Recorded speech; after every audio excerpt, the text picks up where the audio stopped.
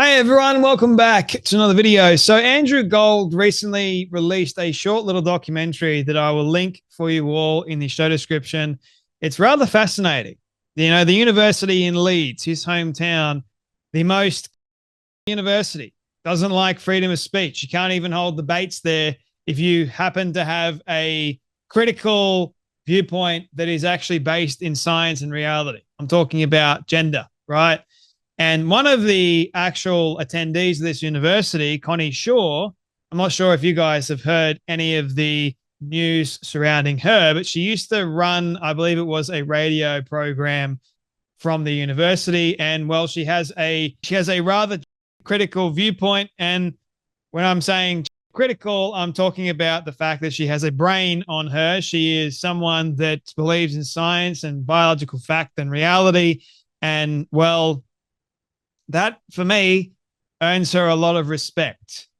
But unfortunately for this university and a lot of the students, you can be killed, you can be removed, you can, be suspended. All kinds of things can happen to you if they do not like you and they don't agree with any of the things that you have to say.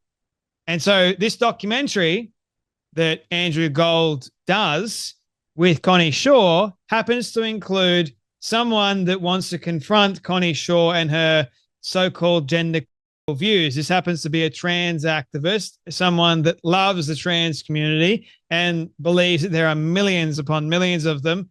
Spoiler alert, but nevertheless, this person seems to think that. And also, Connie held her own. She's a young 20-year-old and having to face up against the likes of these people that hate your guts because you speak the truth, it's really commendable. Honestly, in my books, I look at someone like Connie Shaw, the bravery and the boldness that she carries to be able to withstand the attacks and the blows from dingbats like this woman in the purple shirt that you're about to see in just a moment. You should commend her. She's a brave, brave young woman. So anyway, have a watch of this short little clip from the documentary.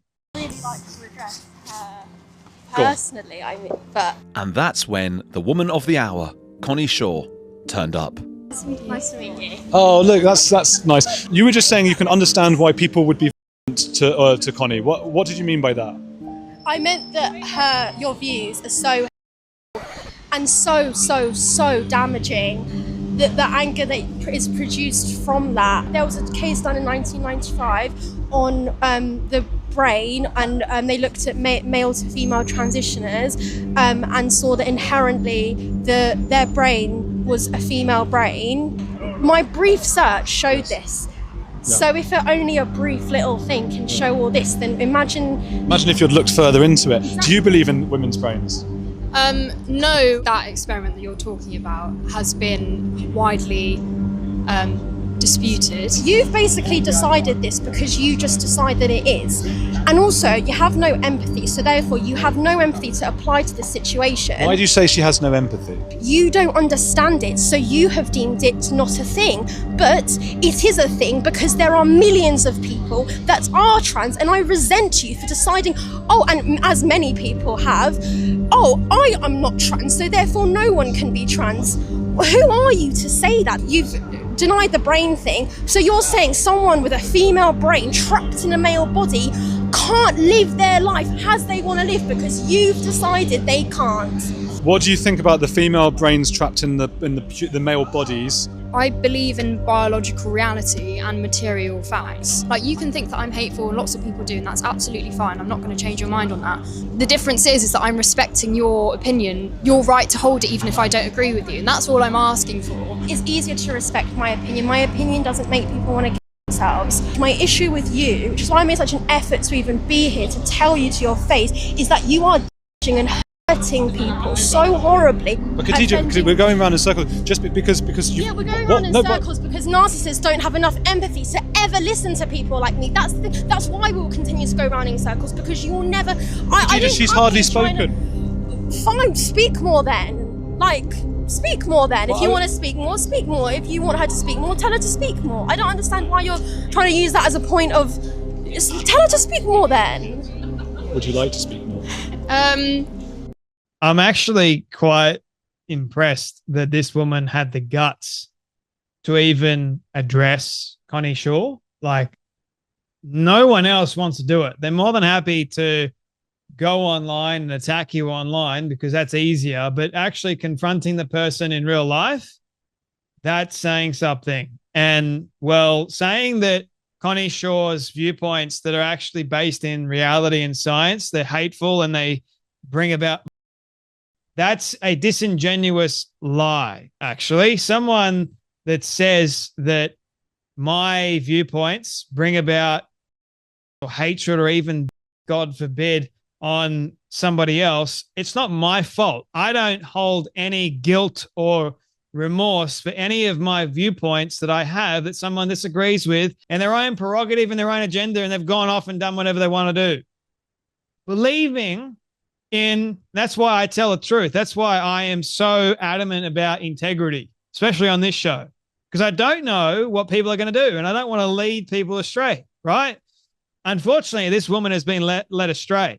So her thinking that Connie Shaw's viewpoints, that, you know, there's only two biological sexes, there's not 1,000,001 genders, she thinks that that's hateful. But to Connie, that's normal. That's what society, actually, the majority of people believe in, but not according to this individual. So this woman brings up a particular study of sorts about the trans brain, the one that had decided to transition, say they were male and they wanted to be female. They looked at their brain and apparently the scan showed, well, it doesn't align with the that they were born as, right? So the male, their brain doesn't show up as male, it shows up as female, which is, again, the study has been refuted many, many times. It was not an accurate study, if you ask me, and there's been many neuroscientists that will tell you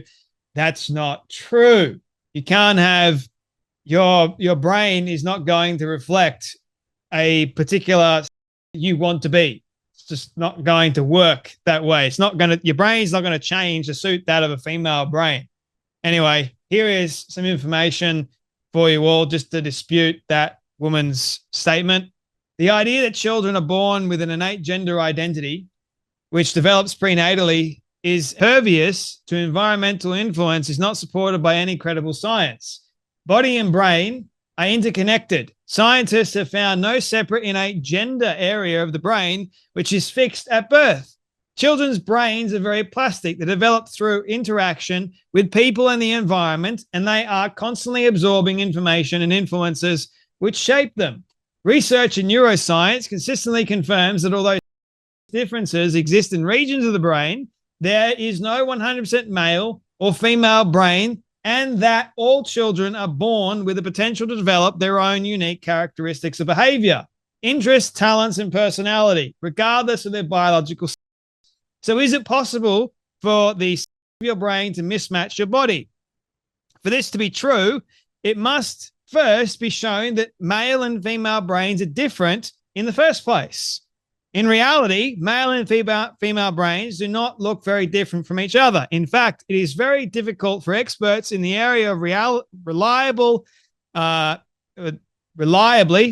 tell them apart.